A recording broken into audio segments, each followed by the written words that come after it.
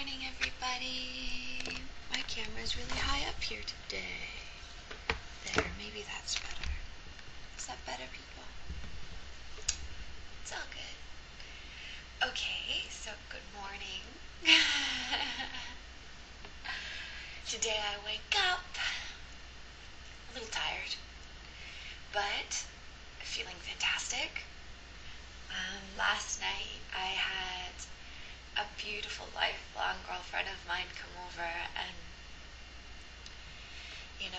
for the last few months I've been going through this integration process, right? Like truly accepting my part as a child of God and bringing peace into this world through me. So I've been trying to figure out, who I am not, and letting go of the old character, Brittany.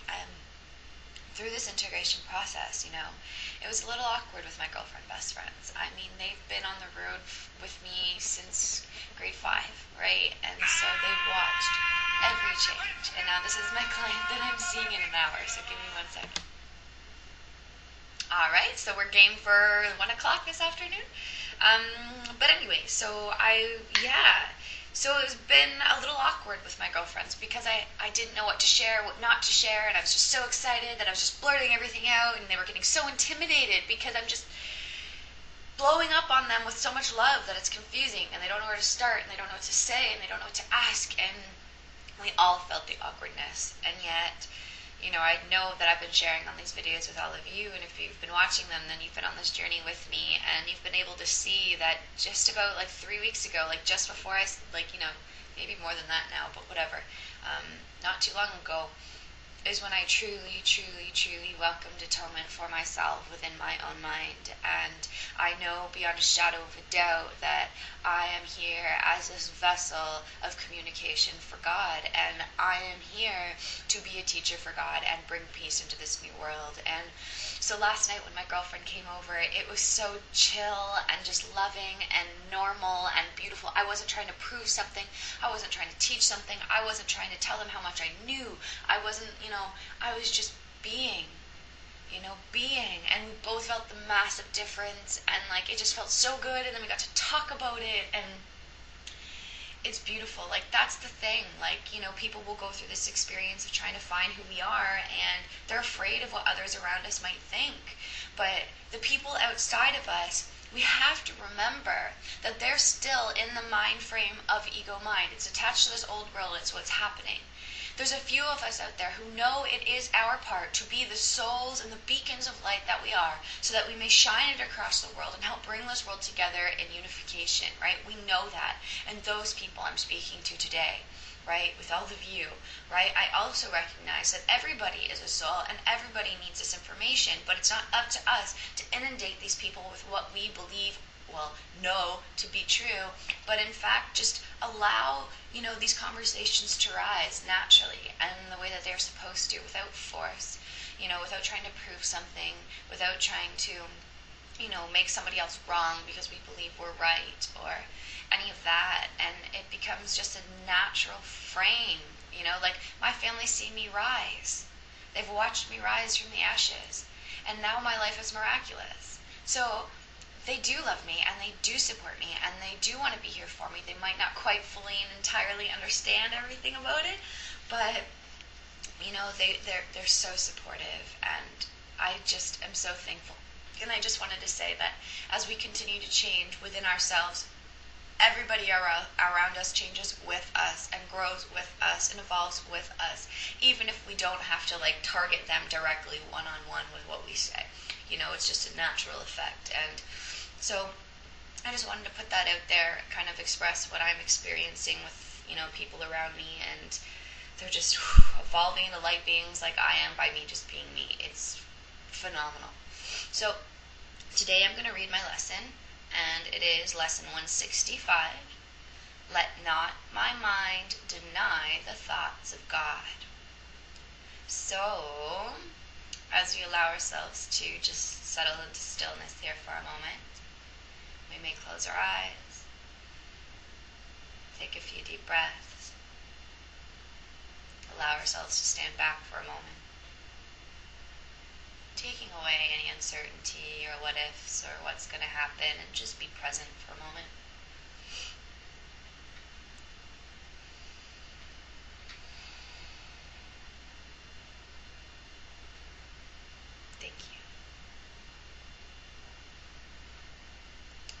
let not my mind deny the thoughts of God. What makes this world seem real except your own denial of the truth which lies beyond it?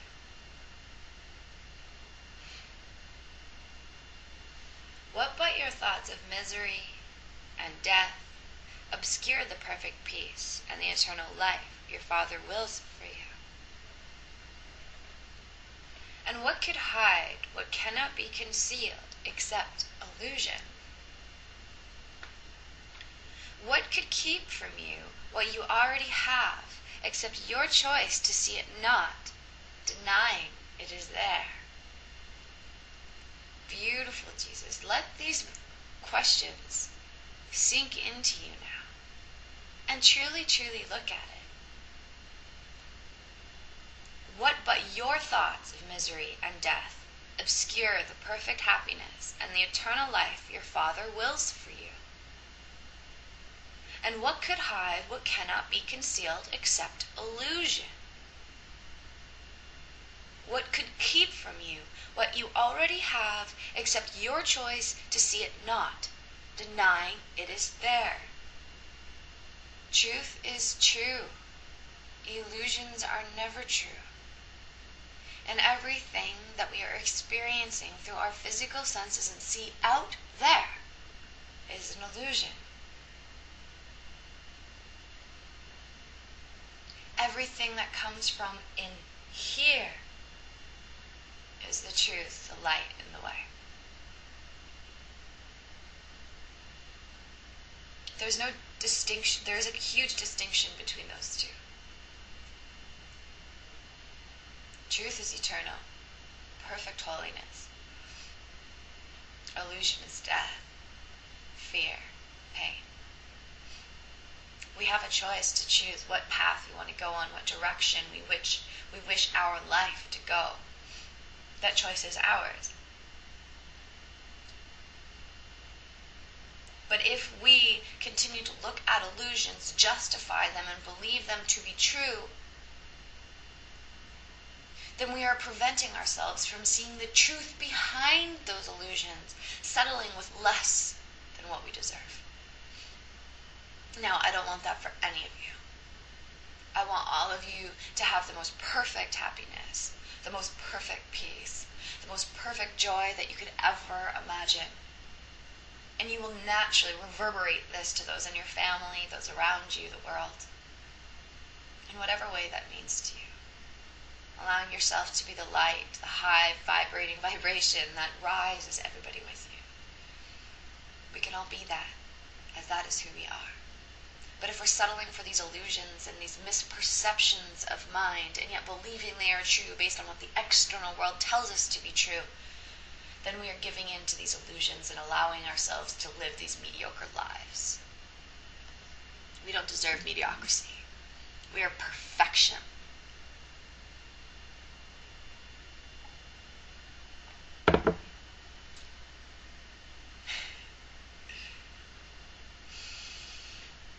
Thought of God created you.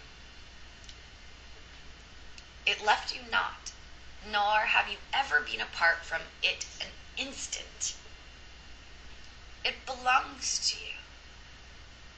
By it you live. It is your source of life, holding you one with it, and everything is one with you because it left you not.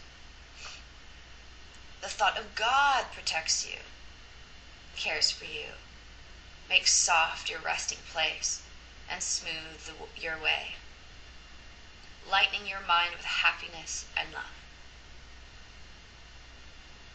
Eternity and everlasting life shine in your mind because the thought of God has left you not and still abides with you. So when we choose truth over illusions, we recognize that it is not us who has to protect these little bodies, find a place where it can rest, do all these things outside of ourselves that seem to keep us secure in this world. But in fact, God, our Father, is life itself. That spark of creation that happens in our mother's belly is that God spark from our Creator to us. And we are brought into this physical world because we asked for these lessons, and we asked to experience separateness. But this separateness is not the truth. As God has never left us, He is always in us, and therefore He is the one who provides for us. He is the one who cares for us. He is the one who loves us. We just have to let that be true, because it is true. It's very easy for us to choose illusions over truth because that's what we see out there. But that's why it's a constant learning and remembering from in here. Because this is where we know it. This is where we remember it. Thank you, Jan. Who would deny His safety and His peace, His joy, His healing, and His peace of mind, His quiet rest, His calm awakening, if he but recognized where they abide? Would he not instantly prepare to go where they are found, abandoning all else as worthless in comparison with them? And having found them, would he not make sure they stay with him and remain with them? That's the thing. When we have forgotten God and have forgotten who we are as children of God, then we are denying His safety, His peace, His love, His healing, His joy, quiet rest, and calm awakening. We are denying all of this because we are believing in our folly thoughts from the mind that is separate from God. We are believing in the illusion that we created to feel separate. Way to go. All of us. We fell for our own trick. It's quite brilliant if you ask me, especially when all of the world has no idea that we're sleeping. Right? But God is saying here, let Him remind you of this restful and quiet and peaceful awakening. Because we have that choice to remember that we are one in Him, and therefore no longer have to fend for ourselves outside of ourselves, but know that we have everything that we could already need already within us, and we can let that shine. It says, deny not heaven. It is yours today, but for the asking. Nor need you perceive how great the gift, how changed your mind will be before it comes to you. Ask to receive, and it's given you. Conviction lies within it. Till you welcome it as yours, uncertainty remains. Yet God is fair. Sureness is not required to receive what only your acceptance can bestow. So what Jesus is saying here is not to deny heaven and the perfect reality in which we are capable of having here on earth. It is ours by simply asking for it, because it is our right as children of God. And that we may not perceive through the mind that is separate how these gifts will be received. But in fact, all we have to do is ask to receive it, and it is done. When we truly, truly ask to know who we are beyond anything else, it is given us. And then upon that, we allow heaven to be on earth through us.